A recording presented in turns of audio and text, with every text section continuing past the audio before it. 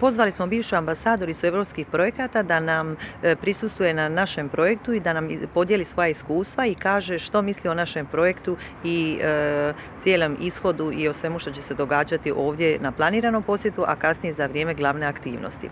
Marlena Bogdanović, možete nam reći nešto? Evo, meni je jako drago što sam imala prilike sudjelovati i pomoći u realizaciji ovoga prekrasnog projekta.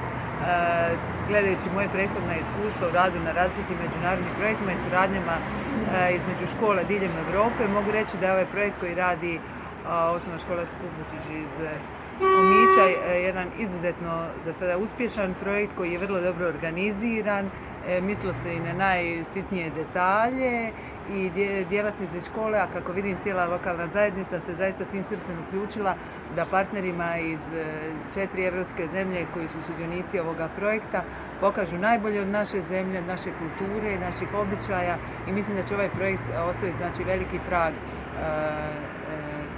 na sudionicima ovoga projekta, da će oni odnijeti lijepe uspomene i lijepe stvari koje su vidjeli ovdje u našoj zemlji podijeliti sa svojim kolegama i učenicima u njihovim školama. Hvala lijepa.